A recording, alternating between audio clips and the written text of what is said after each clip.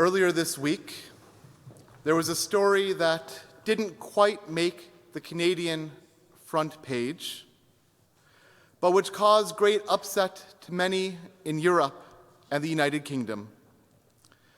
And then the whole endeavor exploded like a soap bubble formed of greed and elitism, pressed against massive popular discontent, dissolving into a few expensive but ultimately meaningless legal battles, and a lesson of what is not meant by holiness for us here this morning. In the professional sports leagues in Canada and the United States, including unique in the whole world of football, Major League Soccer, the teams in the league are the teams in the league. Other than minor changes made with the approval of the owners, the team roster between seasons is static. No matter how many times my Detroit Lions or your Toronto Argos come in last place in the league, they remain in the league as lucrative, money-making endeavors for their owners and sometimes for the cities that support them. The games themselves are almost meaningless for their owners. The merchandise, licensing, and television rights are a money engine almost divorced from the game itself. But in the rest of the world, there is a league system that includes real reward and real danger each season. After a year of play, outside of Canada and the United States, the top few teams in a league move up to more competitive league, and the bottom few teams drop to a lower level of pay, a lower level of play, and a lower level of pay. Those teams drop to a league with less TV exposure and less income for their owners and their players. In the United Kingdom, for instance, there are 9 levels, and hypothetically, your team of friends playing on the weekends in the 9th league down from the televised Premier League, after moving up each year, year after year for 9 years, could compete against Man U, Arsenal, or the Yid Army, the Hotspurs. Or not, because after a terrible season, at some point in those 9 years, any of these well-known teams could hypothetically be relegated down a league, as the bottom 3 teams are each year in the Premier League. So, this week, a plan was announced by Europe's top money-making teams to create a US-style system, a super league, immune to relegation, where sport is turned to theater, checks cash themselves, regardless of the play on the pitch. There is no place to fall, but by remaining static in place. If we are honest with ourselves, this is how we all wish the world worked. For ourselves, especially our children and grandchildren, who wouldn't want to create a system where those we are rooting for have no chance but to succeed? Where even if we fall, there's a safety net to make sure that the setback is just temporary.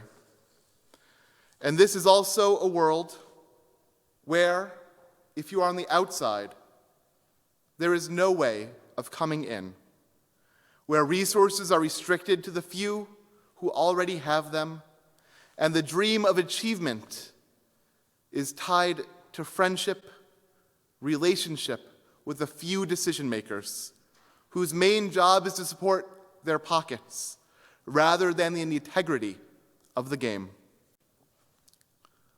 Last night, Rabbi Splansky mentioned Abraham Joshua Heschel and Echad Ha'am as calling for us to seek holiness through community, so too does Rabbi Devorah Weisberg, the Chatam Sofer, and almost every Jewish teacher and thinker.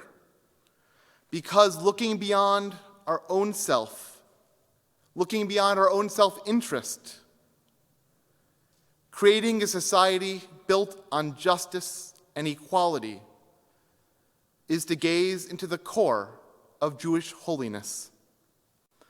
Friends, our world as we inhabit it today is not built on justice and equity, but on the preservation of the self. This is what our holiness code, which we heard so beautifully chanted this week, calls us to protest. Mila read so beautifully, Lo techalel cheresh v'lifnei iver lo titen mishkol. You shall not insult the deaf, nor put a stumbling block before the blind. You shall not render an unfair decision. Do not favor the poor or show deference to the rich. Do not deal basely with your countryfolk. Do not profit by the blood of your fellow. I am the eternal. And as Julia read, V'ahavta l'reacha kamocha. You shall love those who are not you, not part of your family, as much as you love yourself. Reflecting on the verdict against the murderer of George Floyd, our member Tema Smith wrote in the foreword this week, the verdict was not justice. It was just a collective scream of enough. The pursuit of justice isn't a choice.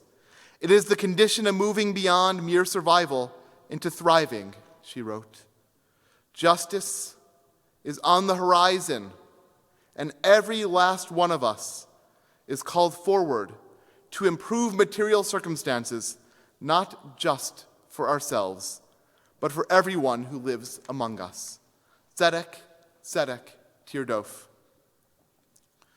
Holiness occurs, writes Samson Raphael Hirsch, the founder of modern Orthodox Judaism, when a morally free human has complete dominion over one's own energies and inclinations and the temptations associated with them, and places them at the service of God's will. And according to Rabbi Lisa Barrett, this means that there is no aspect of daily life when we are not called upon to rise above our greed and selfishness, our small-mindedness and fear, and to act as if we are looking out with God's eyes on the world, to act with a grander and broader vision of fulfilling God's purpose here on earth. Samson Raphael Hirsch said that we are morally free humans. I disagree with him. We are morally burdened human beings. And the news media day after day unveils that burden to us.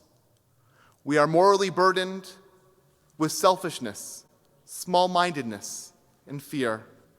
We are morally burdened and morally responsible for the actions of our country Israel, and our country Canada, and our province Ontario, and our city Toronto. Sometimes we wish to escape that burden, to withdraw ourselves from the rat race, to think that holiness calls us to be elevated above our neighbors, that a separate league, or a gate, or uniform protection might keep us safe from that struggle. To think that the highest purpose of life is the self. We must love the self because we must love the neighbor as ourself. Not the hoarding of vaccines or the hoarding of justice, but our neighbors as well. Because holiness is not isolation. Often we think of holiness in our culture as aloneness, the holy man on top of the mountain, the holy recluse.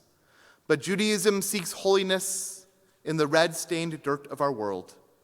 It calls us to restrain our anger at those who are deaf, to reach out and remove the block before the blind, to truly see when our neighbors bleed, to know that the playing field is not level, and until Yamot HaMashiach, it will never be level, to unflinchingly alert ourselves to the stumbling blocks and obstacles we don't even realize we are placing through law and language, through schools and spending before our neighbors.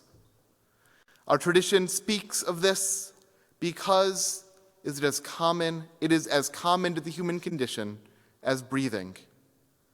Our tradition speaks of this and says, wrestle with it, struggle, strive for holiness. You shall be holy because I, the Eternal, am holy. Not elevated above the world and alone, but my glory is manifest throughout the world. And so I conclude by repeating the words of Rabbi Lisa Barrett. There is no aspect of daily life when we are not called upon to rise above our greed and selfishness, our small-mindedness and fear, and to act as if we are looking out with God's eyes on the world, to act with the grander and broader vision of God's purpose here on earth. We bring that vision to earth. We are God's partner in looking beyond ourselves.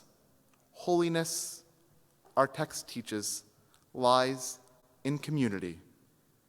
And it's our job to rise with the community, sustain it, and enable it to reach greater life and health in the days ahead. Shabbat Shalom.